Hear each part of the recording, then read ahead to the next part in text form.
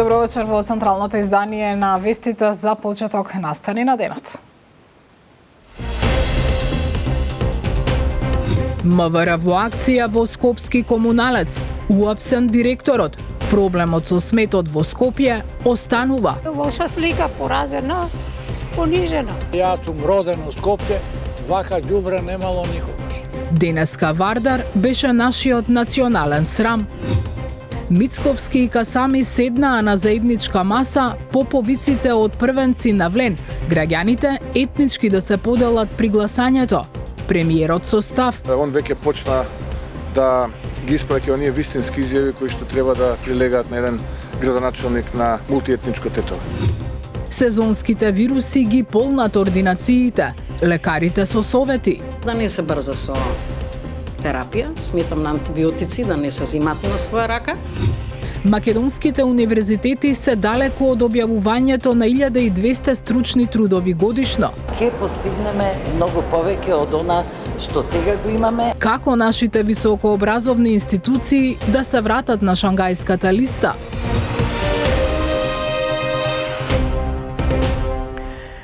Институциите влегоа во комунална хигиена. Канал 5 дознава дека од слобода се лишени 2 лица, меѓу кои е и директорот на Скопски комуналец Сабахадин Рустеми. Во меѓувреме, граѓаните се повеќе револтирани поради сметот и опасноста од зарази. Не само почвата и тротоарите, кои поврнежите целосно се натопени од исцедоци од отворените и полни контейнери. Ужасна е и состојбата во Вардар, по кој плива нашиот срам, материализиран во безброј пластични отпадоци. Дејан Трајковски.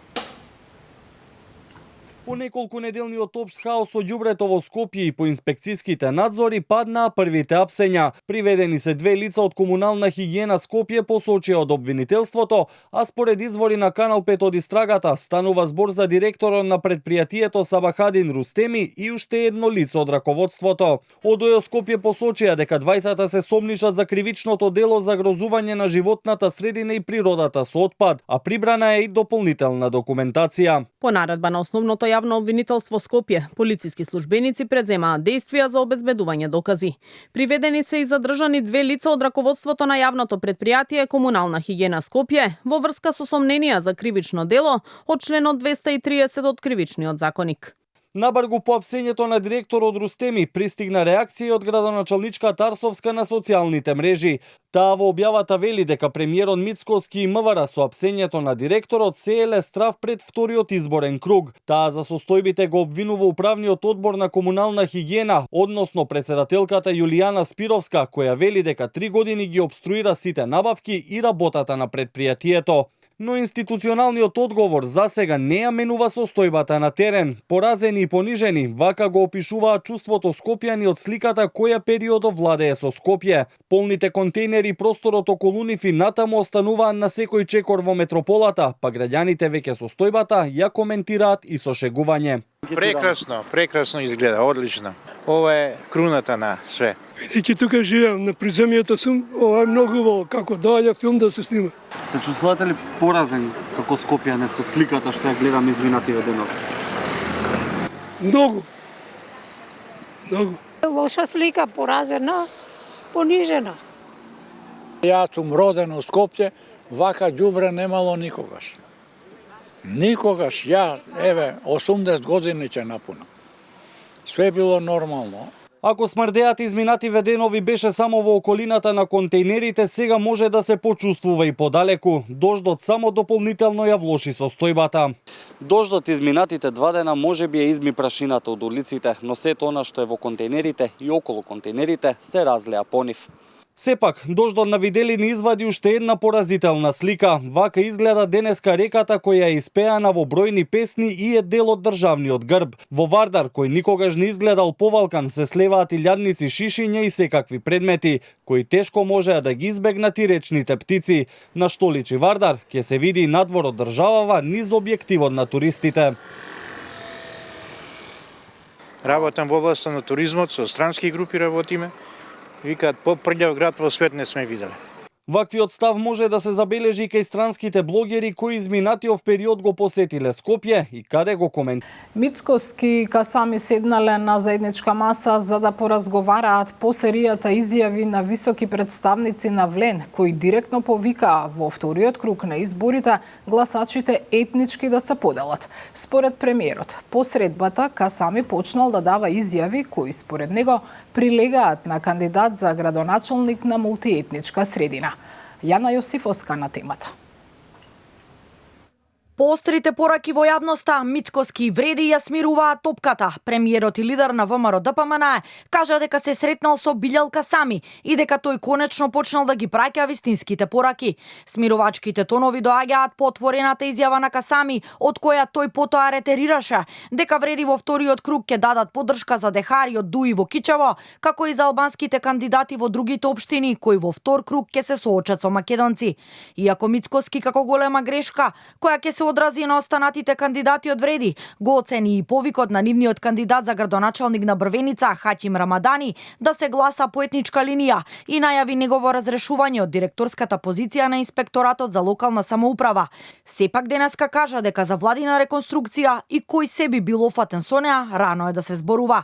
Промена на кадрите најверојатно ќе има по конгресот на партијата на 6 декември.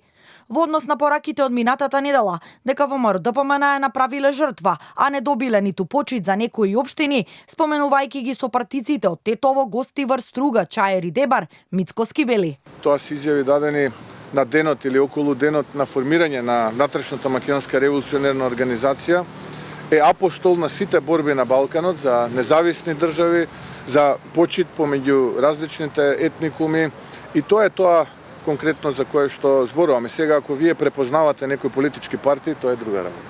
Да, јас се сретнав со Билјал Касами, разговаравме и мислам дека он веќе почна да ги испраќа оние вистински изјави кои што треба да прилегаат на еден градоначалник на мултиетничко Тетово.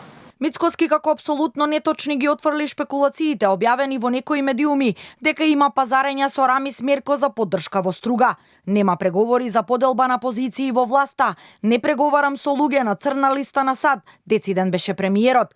Шпекулациите за наводна коалиција и влез на Мерко во владата се отворија по неговата одлука да им сврти грб на своите сопартици од Дуи и јавно објави дека нема да го поддржи кандидатот на коалицијата предводена од интегративците во Струга, Арсим Далипи, со што се подгреаа шпекулациите дека Мерко се обидува да се приближи до владачките вреди и ВМРО ДПМН.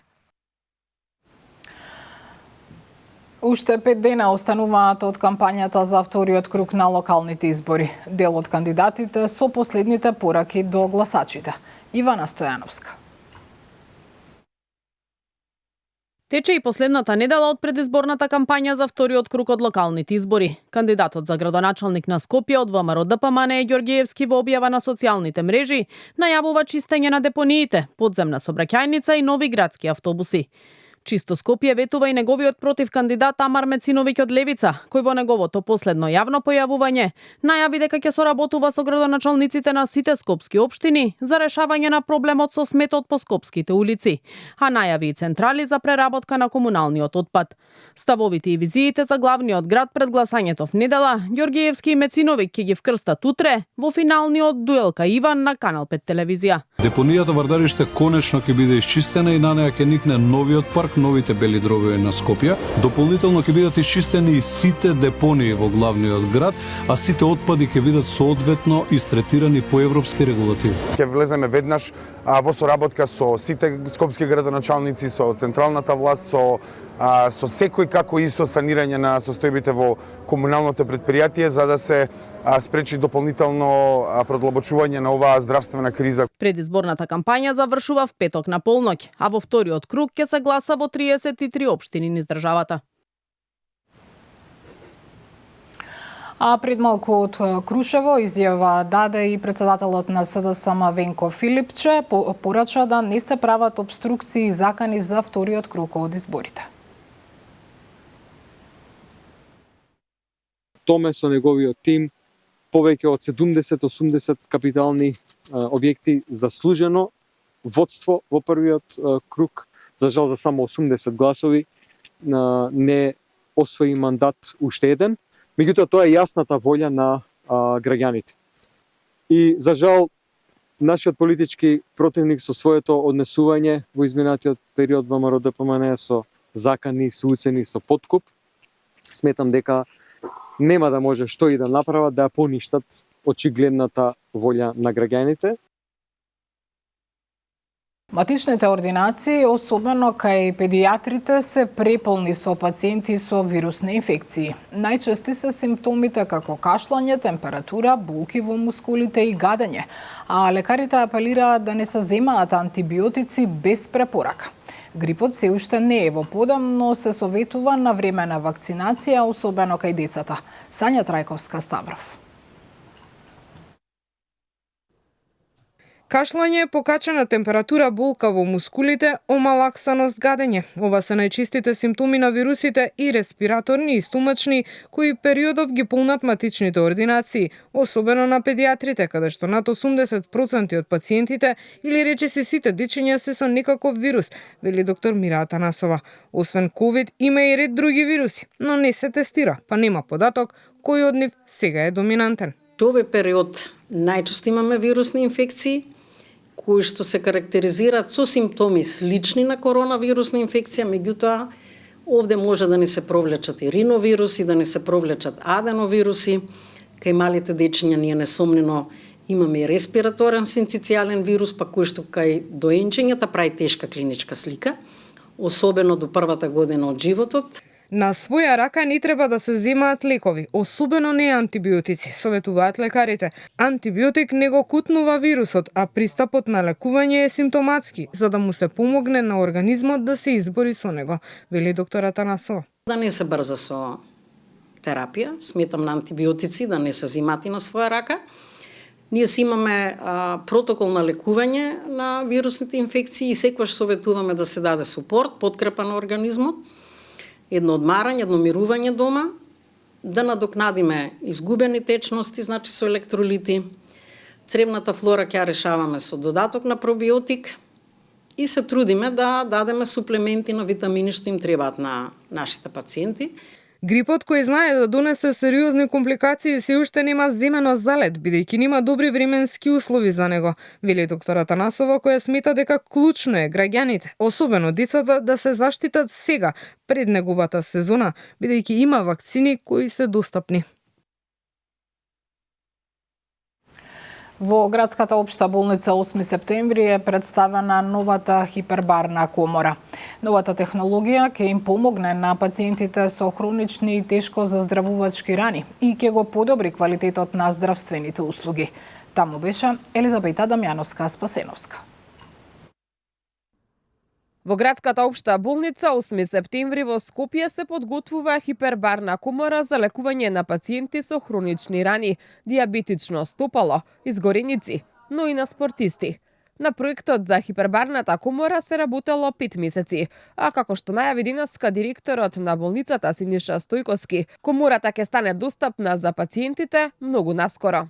Имаме можност како болница го 8 септември да ја понудиме оваа услуга која што најчесто ќе ја користат пациентите со хронични рани, рани кои што тешко заздравуваат, диабетично стопало, изгореници, но исто така и сегментите на болницата како што се пластична хирургија, пулмологија, сегментите кои што работат на зајакнување на имунитетот во болницата и не само пациенти, туку и здрави спортисти, кои што понатаму во идните проекти кои што ги планираме ќе бидат вклучени преку користење на услугите на хипербарната комора за зајакнување на своите спортски перформанси. Новата услуга е проект на активност на болницата и е овозможена по пат на донација.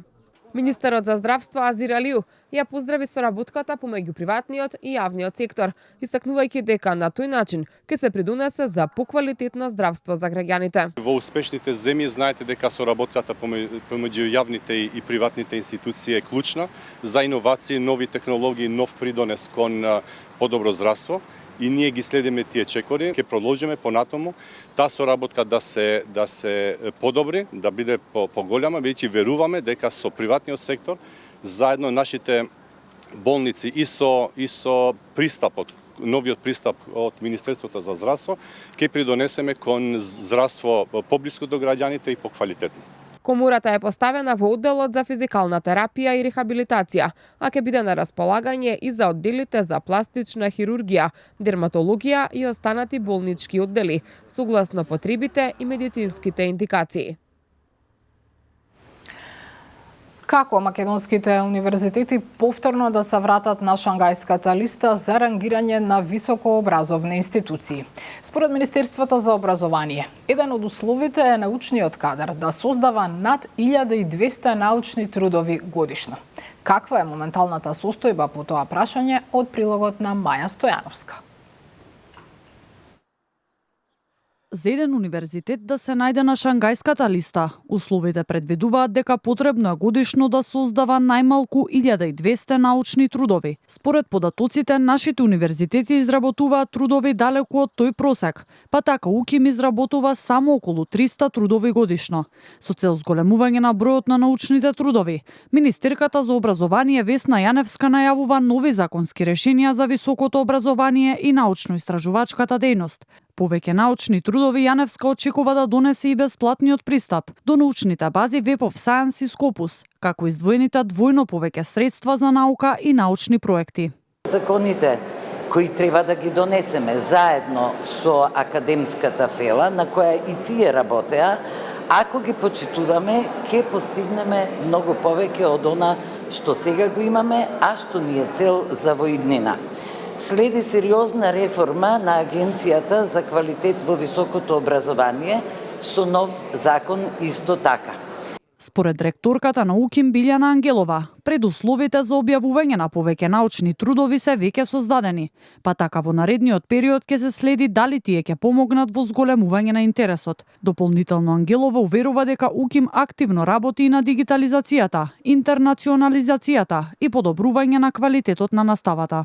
Да го зголемиме рангот на меѓународните ранг листи преку зголемен број на објави. Мораме да го подобриме и интензитетот и квалитетот на практичната настава на студентите и се разбира да продолжиме и понатака со на темпо да ја подобруваме интернационализацијата, бидејќи од тоа зависи конкурентноста на универзитетот. Инаку во ректоратот на Универзитетот Свети Кирил и Методи во Скопје се одржа првиот годишен форум за квалитет во високото образование. Форумот е организиран со цел да се презентираат досегашните активности на УКИМ за воведување нов систем за следење на квалитетот и постигнувањата во согласност со националните стандарди и критериумите на Европското Сдружение за обезбедување на квалитет во високото образование.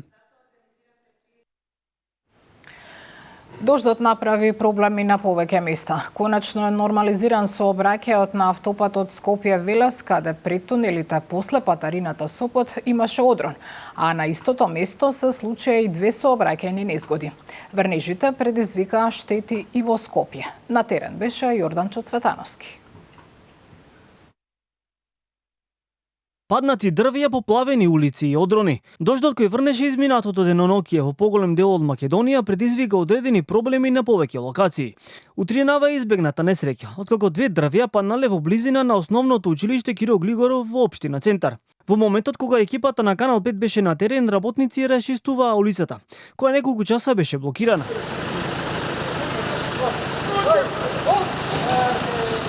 За среќа нема повредени лица и не е причинета поголема штета. Ова е се што остана од дрвото кое утринава падна во близина на основното училиште Киро Глигоров во Капиштец. За среќа нема повредени, а дрвото паднало поради обилните врнежи во изминатите 2 дена. Исто така, дождот предизвика одрон на автопатот Скопје-Велес, поради што се случија и две сообраќајни незгоди во кои нема повредени лица. Обилните дождови поплавиле и подвозник во Тетово.